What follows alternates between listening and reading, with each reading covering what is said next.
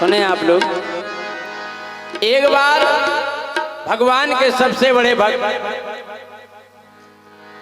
अर्जुन को अभिमान हो गया। अर्जुन को यह अभिमान हो गया कि संसार में, इस धरती पर हमसे बड़ा कोई भगवान कन्हैया का भक्त हो नहीं सकता। और यही अभिमान भरी बात भगवान कन्हैया से भी बोल गए अर्जुन। कहने लगे, कन्हैया एक बात कहूं? कन्हैया ने कहा, कह दो।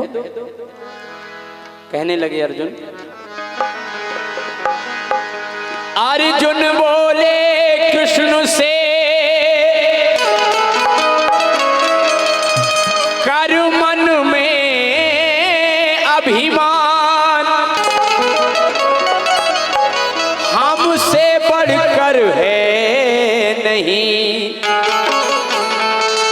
भक्त कोई भगवान।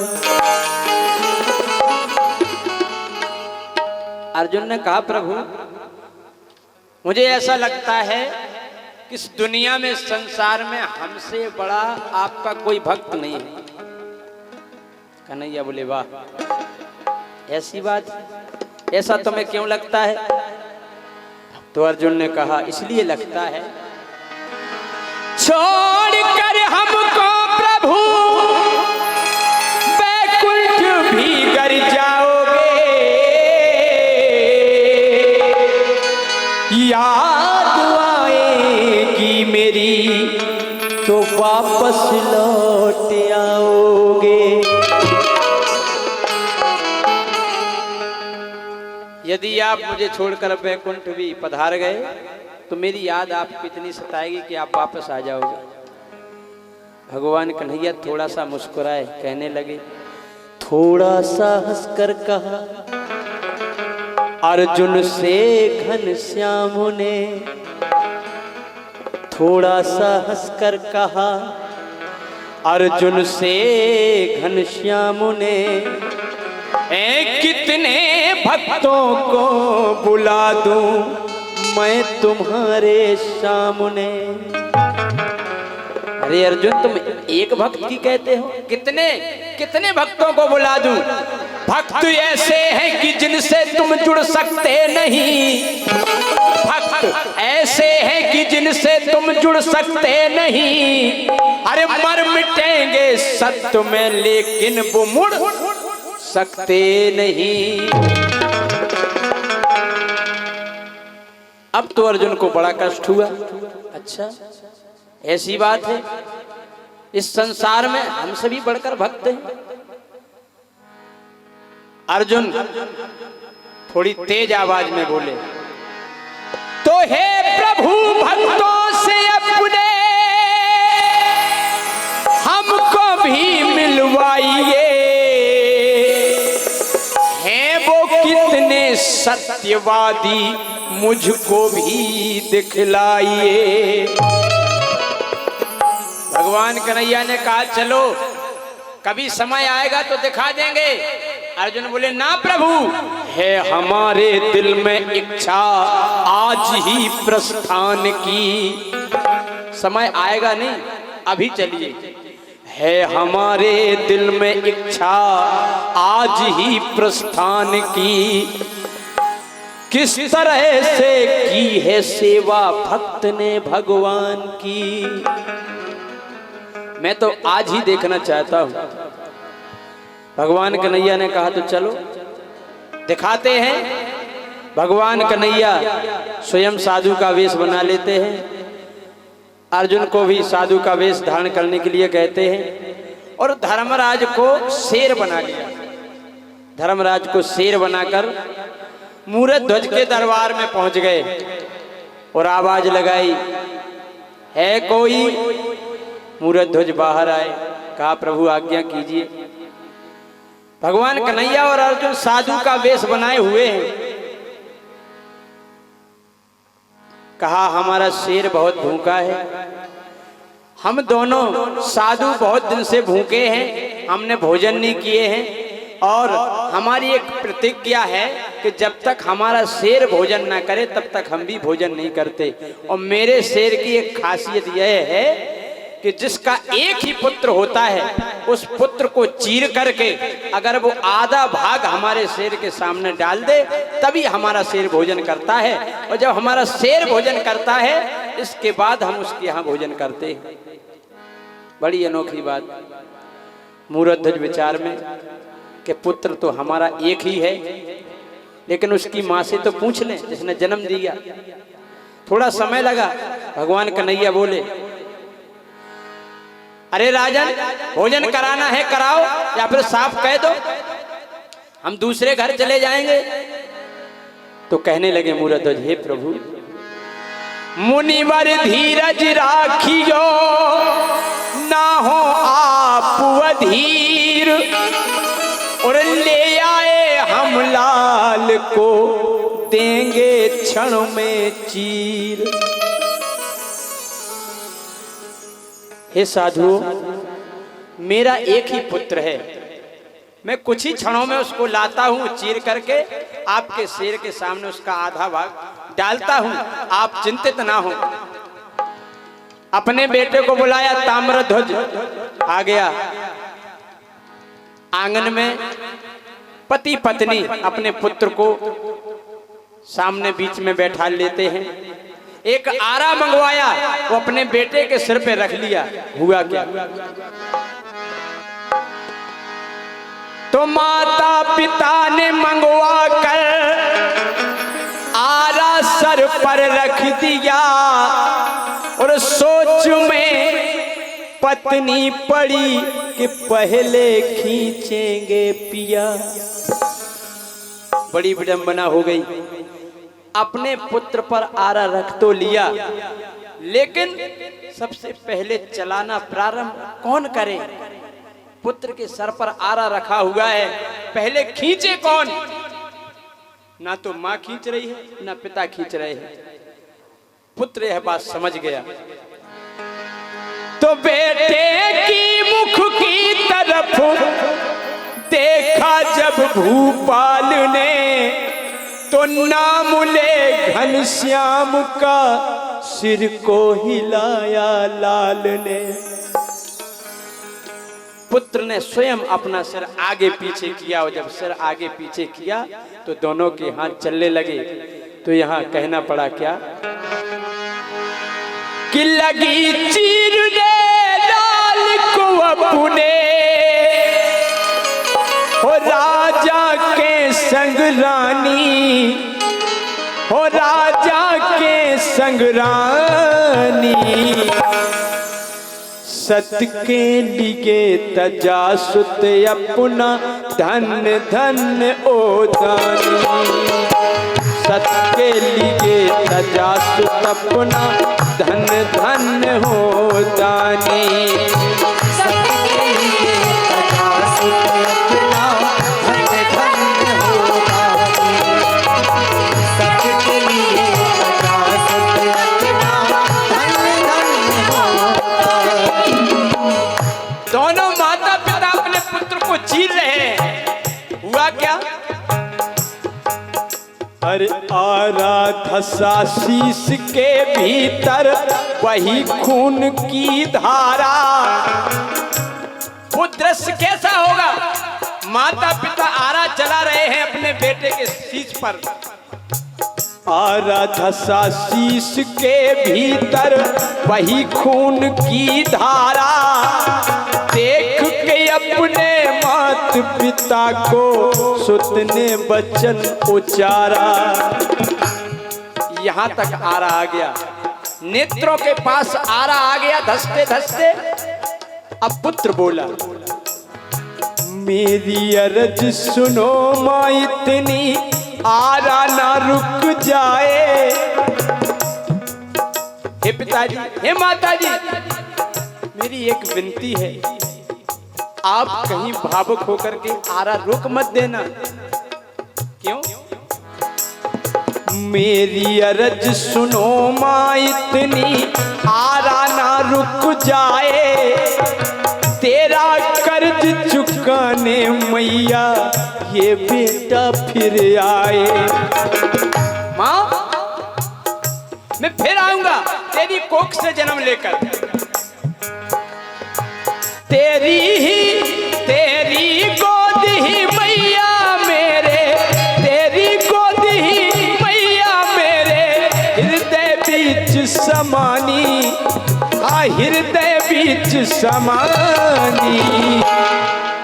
ओ सत के लिए तजा सुत अपना धन धन ओ दानी।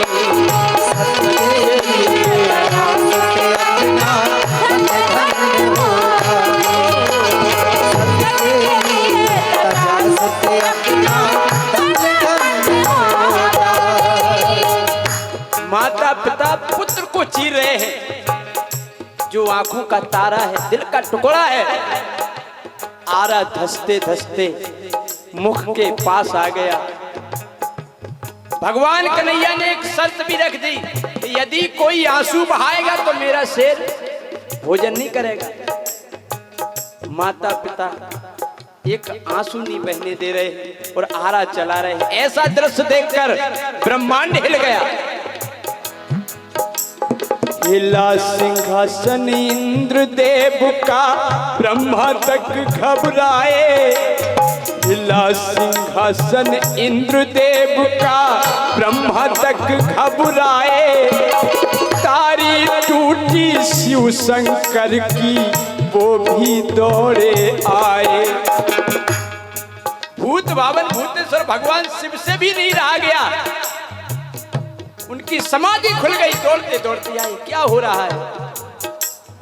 हिला सिंहासन इंद्र देव का, ब्रह्मा तक घबराए। तारी टूटी शिव शंकर की, वो भी दौड़े आए। लेकिन यहां जब देखा साक्षात भगवान कन्हैया साधु बने हुए हैं,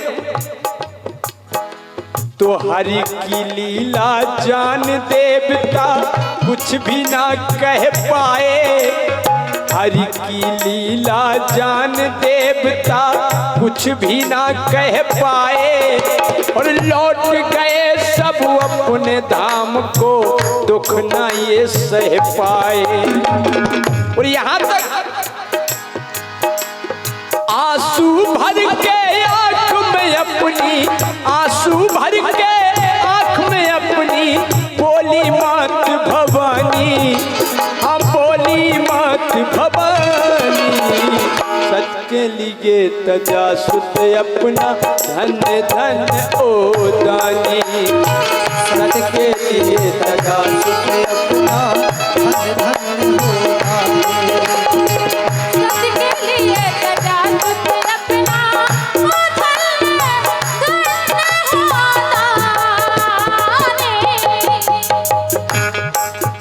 अब देखें आप,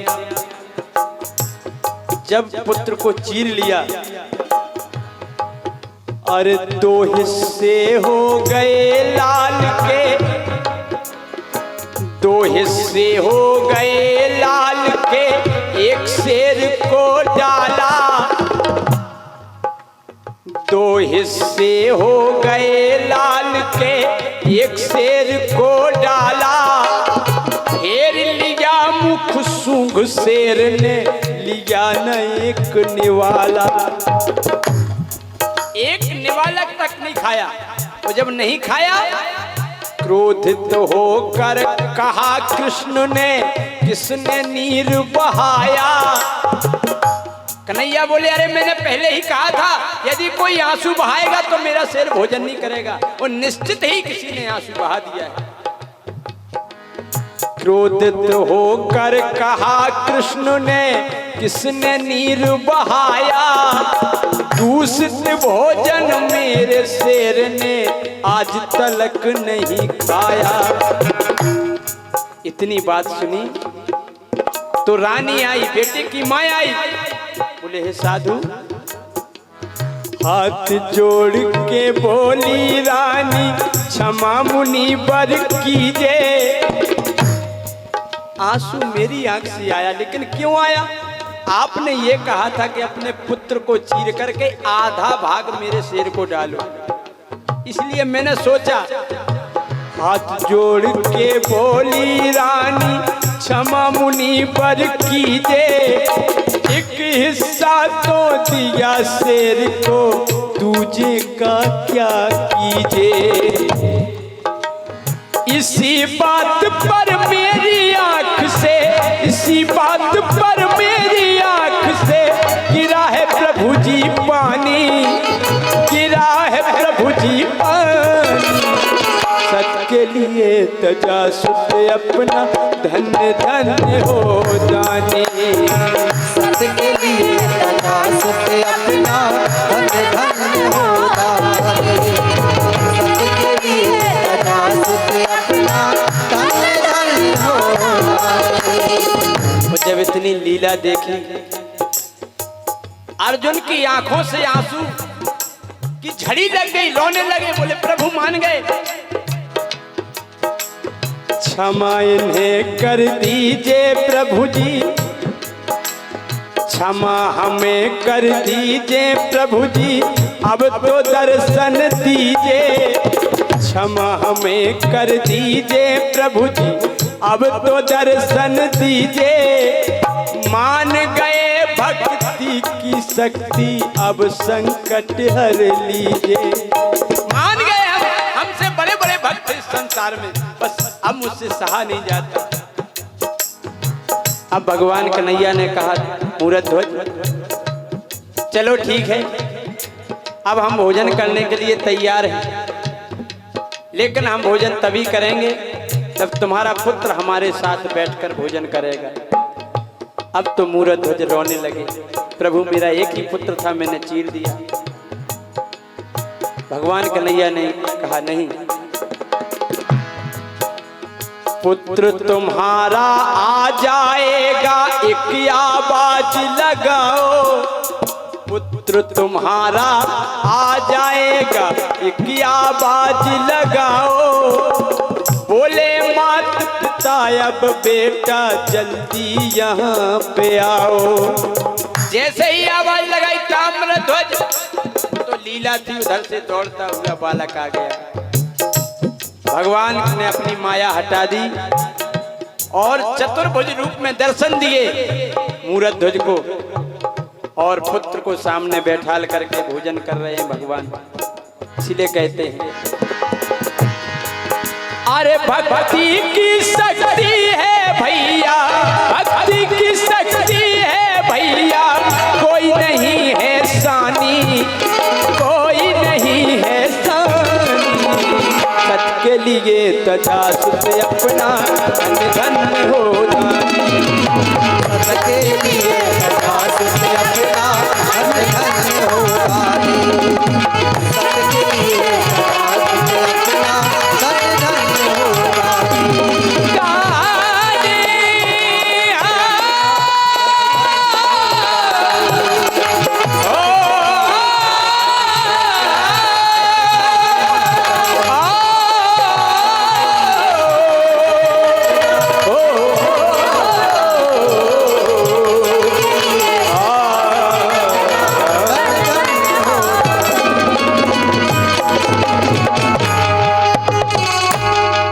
बोलिए वहाँ के बिहारी लाल की।